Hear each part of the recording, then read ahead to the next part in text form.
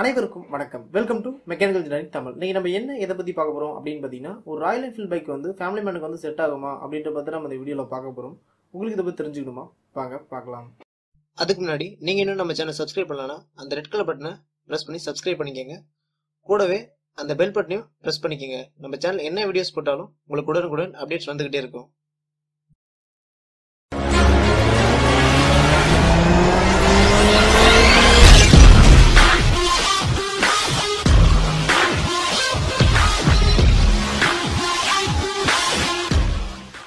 கடந்த வாரம் வந்து பார்த்தீங்கன்னா இந்த சேனலில் வந்து ஒரு வீடியோ அப்லோட் பண்ணியிருந்தேன். என்ன அப்படின்னா, ஃபேமிலி மேனுக்கு செட் ஆகிற சிறந்த 5 பர்ஃபார்மன்ஸ் பைக் பற்றி சொல்லியிருந்தேன். அதில் வந்து பார்த்தீங்கன்னா கொஞ்சம் மைலேஜ் கிடைக்கிற மாதிரியும், அது மட்டும் இல்லாமல் கொஞ்சம் பர்ஃபார்மன்ஸும் இருக்கணும். அதே மாதிரி வந்து வண்டியோட பின்பக்க சீட் ஹைட் வந்து கம்மியாக இருக்கணும். எதுக்கு அப்படின்னு பார்த்தீங்கன்னா, லேடிஸில் வந்து உட்காந்து போகிறதுக்கு வந்து கொஞ்சம் கம்ஃபர்டபுளாக இருக்கணும் அப்படின்ற ஒரு காரணத்துக்காக இந்த மாதிரி சில விஷயங்கள் உள்ள பைக்ஸாக வந்து சூஸ் பண்ணி ஒரு சிறந்த 5 பைக்ஸ் அப்படின்ற மாதிரி வந்து வீடியோஸ் அப்லோட் பண்ணியிருந்தேன். அந்த வீடியோ நீங்கள் இன்னும் பார்க்கலாம் அப்படின்னா அந்த வீடியோட லிங்க் வந்து ஐ பட்டன் மற்றும் டிஸ்கிரிப்ஷன் வந்து கொடுக்குறேன், போய் செக் பண்ணி பாருங்கள். இந்த வீடியோ அப்லோட் பண்ணதுக்கப்புறம் வந்து பார்த்தீங்கன்னா பலரும் கேட்ட கேள்வி என்ன அப்படின்னா, நீங்கள் சொன்ன லிஸ்ட்டில் வந்து ராயல் என்ஃபீல்ட் பைக் இல்லவே இல்லையே, அது வந்து ஃபேமிலி மேனுக்கு செட் ஆகிற பைக் தானே, அதில் வந்து பின்பக்க சீட் வந்து கம்மி, அது மட்டும் இல்லாமல் அது வந்து ஒரு கொஞ்சம் ஓரளவுக்கு பர்ஃபார்மன்ஸ் இருக்குமே அப்படின்ற மாதிரி வந்து கேட்டிருந்தாங்க. அவங்களுக்கான ஒரு வீடியோ அப்படின்னு சொல்லுவேன். ராயல் என்ஃபீல்ட் அப்படின்னு ஒரு பைக் எடுத்துக்கிட்டே அப்படியானது பார்த்தீங்கன்னா பலருக்கும் எந்த ஒரு பிடித்தமான பைக், அது மட்டும் இல்லாமல் ஒரு ரெட்ரோ லுக்கில் இருக்கக்கூடிய பைக், கம்ஃபர்டான பைக், அது மாதிரி பல விஷயங்கள் வந்து அதுக்கான அட்வான்டேஜ் இருந்துட்டு தான் இருக்குது. இருந்தாலுமே வந்து இது ஒரு ஃபேமிலி மேனுக்கு செட் ஆகுமா அப்படின்னு கேட்டிங்கன்னா ஒரு கொஸ்டின் மார்க் அப்படின்னே சொல்லுவேன். காரணம் என்ன அப்படின்னு பார்த்தீங்கன்னா, அதுக்கு பல விஷயங்கள் இருக்குது. முதல் விஷயம் என்ன அப்படின்னு பார்த்தீங்கன்னா வண்டியோட விலை. வண்டியோட விலை அப்படின்னு எடுத்துக்கிட்டீங்க அப்படின்னா, ராயல் என்ஃபீல்ட் பொறுத்தவரை வந்து ஸ்டார்டிங்கே வந்து ஒரு 350 சிசிலேருந்து தான் வந்து அந்த பைக்கே வந்து இருக்குது.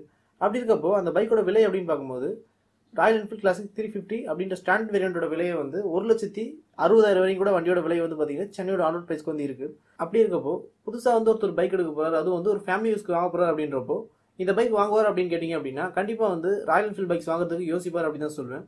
எல்லாருமே வந்து வாங்க மாட்டாங்க அப்படின்னு சொல்ல 100ல் ஒரு 80% பேர் வந்து வாங்குறதுக்கு யோசிப்பாங்க. காரணம் என்ன அப்படின்னா இந்த பைக்கோட விலை.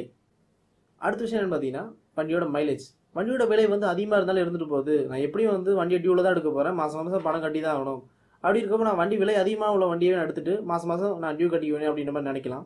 இருந்தாலுமே வந்து அதுலேயும் ஒரு பிரச்சனை இருக்குது. என்ன அப்படின்னு பார்த்தீங்கன்னா, ஒரு ஃபேமிலி மேன் அப்படின்றப்போ வீட்டில் சும்மாவே நிப்பாட்டி வச்சுட்டு வீட்டில் அப்பப்போ யூஸ் பண்ணுறது மட்டுமே வந்து ஒரு பைக் வாங்க மாட்டாங்க. ஒரு உதாரணத்துக்கு ஒரு தொழில் செய்கிறதுக்கோ இல்லை வந்து ஒரு ஆஃபீஸ் யூஸ்க்கு கூட வந்து சேர்த்து இந்த பைக் வாங்கியிருக்கலாம். அப்படி இருக்கப்போ வந்து பார்த்தீங்கன்னா இந்த வண்டியில் மைலேஜ் அப்படின்றது வந்து கொஞ்சம் பிரச்சனை அப்படின்னு சொல்லலாம். பலர் வந்து சொல்லலாம், ஒரு 350 சிசியில் ஆரி பைக்கில் வந்து 35லேருந்து 40 வரையுமே வந்து மைலேஜ் கிடைக்குமாமே அப்படின்ற மாதிரி நீங்கள் கேட்கலாம். நானுமே சொல்கிறேன், ஆரி பைக்ஸ் பொறுத்தவரை ஒரு 350 சிசி பைக்கில் ஒரு 35லேருந்து 40 வரையுமே வந்து மைலேஜ் எடுக்கலாம். இருந்தாலுமே வந்து அந்த வண்டியை நம்ம எப்படி ஓட்டுறோம் அப்படின்ற பொறுத்து தான் இருக்குது. நம்ம வந்து ஒரு எக்கானமி ஸ்பீட்லேயே இருக்கணும், அதாவது வந்து மேக்ஸிமம் வந்து ஒரு 40லேருந்து 45 கிலோமீட்டர் ஸ்பீட்லேயே வந்து வண்டியை ஓட்டணும். அதே மாதிரி வந்து வண்டியை ரேஷ் டிரைவ் பண்ணக்கூடாது. சிலர்லாம் வந்து பார்த்தோம் அப்படின்னா ஸ்லோவாகவே போயிட்டு இருப்பாங்க, திடீர்னு வந்து பார்த்தீங்கன்னா ஆக்சிலேட்டர் வந்து வேகமாக முறுக்கி வண்டி ஸ்பீட் எடுத்துகிட்டு போவாங்க. இந்த மாதிரி விஷயங்களும் பண்ணாமல் இருக்கணும். இந்த மாதிரி பண்ணாமல் இருந்தால் தான் வந்து ஆரியை பொறுத்தவரை ஒரு 35லேருந்து 40 km/லிட்டர் மைலேஜ் நம்ம எதிர்பார்க்க முடியும். ஆனால் யாருமே வந்து ஒரு ஆரி பைக் வாங்கிட்டு ஒரு 350 சிசி பைக்கில் வந்து ஒரு 40லேருந்து 45 கிலோமீட்டர் ஸ்பீடில் போவாங்க அப்படின்றத வந்து நம்ம எதிர்பார்க்க முடியாது. கண்டிப்பாக ஒரு 60லேருந்து 70 கிலோமீட்டர் ஸ்பீட்லேயே அதை வந்து வண்டியை ஓட்டுவாங்க. அப்படி ஓட்டுறப்போது பார்த்தீங்கன்னா கண்டிப்பாக மைலேஜ் ஒரு 20லேருந்து 25 km/லிட்டர் தான் வந்து நமக்கு கிடைக்கும். அடுத்த விஷயம் என்ன அப்படின்னா வண்டியோட மெயின்டெனன்ஸ். வண்டியோட பொருள் பொறுத்தவரை வந்து ஆரி பைக்ஸில் எல்லாமே வந்து கொஞ்சம் குவாலிட்டியாக தான் கொடுப்பாங்க. அப்படி இருந்துமே வந்து அந்த பைக்கோட பொருள் எதுவும் டேமேஜ் ஆகிடுச்சு அப்படின்னா கூட அந்த பொருளை மாற்ற போகிறீங்க அப்படின்னா அந்த பார்ட்ஸோட காஸ்ட் வந்து ரொம்ப அதிகம் அப்படின்னு சொல்லுவேன். அதனால் வந்து ஆரி பைக்ஸ் பொறுத்தவரை வந்து மெயின்டெனன்ஸ் காஸ்ட்டும் கொஞ்சம் அதிகம் அப்படின்னு சொல்லலாம். அடுத்த விஷயம் என்ன அப்படின்னா வண்டியோட வீல். வண்டியோட வீல் அப்படின்னு எடுத்துக்கிட்டோம் அப்படின்னா கூட ஒரு சில பைக்ஸ் தவிர்த்து ராயல் என்ஃபீல்ட் பைக்ஸ் எல்லாத்துலேயுமே வந்து ஃபோக்ஸ் வீல் தான் வந்து கொடுத்துருப்பாங்க. அப்படி இருக்கப்போ நம்ம டியூப்லேயே தான் வந்து பயன்படுத்த முடியும். இப்போ வண்டியில் போயிட்டுருக்கேன் அப்படின்றப்போ எதிர்பாராத விதமாக வந்து வண்டியோட டயர் வந்து பஞ்சர் ஆகிடுச்சு அப்படின்னா பஞ்சர் போகிறது கொஞ்சம் சிரமமாக இருக்கும் அப்படின்னு சொல்லுவேன்.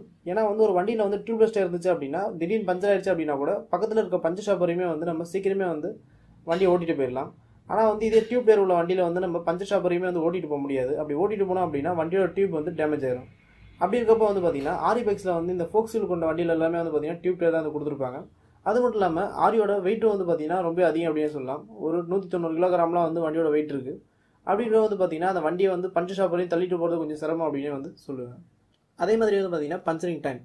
இப்போ வண்டியோட டயர் வந்து பஞ்சர் ஆகிடுச்சு அப்படின்றப்போ இதே வந்து டியூப்லெஸ் டயர் இருந்துச்சு அப்படின்னா ஒரு 5 நிமிஷத்தை வந்து பஞ்சர் போட்டுடலாம்.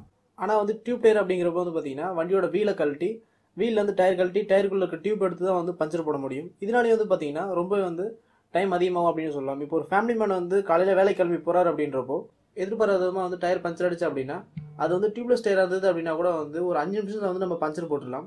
இதே வந்து டியூப் டயர் அப்படிங்கிறப்போ கண்டிப்பாக வந்து வண்டியோட வீலை கழட்டி வீட்டிலேருந்து டயரை கழட்டி அப்புறம் பஞ்சர் போட்டு திருப்பி தான் வந்து மாட்ட முடியும் அப்படின்னு சொல்லுவேன். இதனால வந்து பார்த்தீங்கன்னா ஒரு அரை மணி நேரம் வரைக்கும் கூட வந்து பஞ்சர் போகிறதுக்கு டைம் ஆகும் அப்படின்னு சொல்லுவேன். இந்த ஒரு சில விஷயங்கள்லாம் கருத்தில் கொண்டு தான் வந்து பார்த்தீங்கன்னா ஃபேமிலி மேனுக்கு வந்து இந்த ஆரி பைக்ஸ் வந்து செட் ஆகுது அப்படின்ற மாதிரி வந்து சொல்லியிருந்தேன்.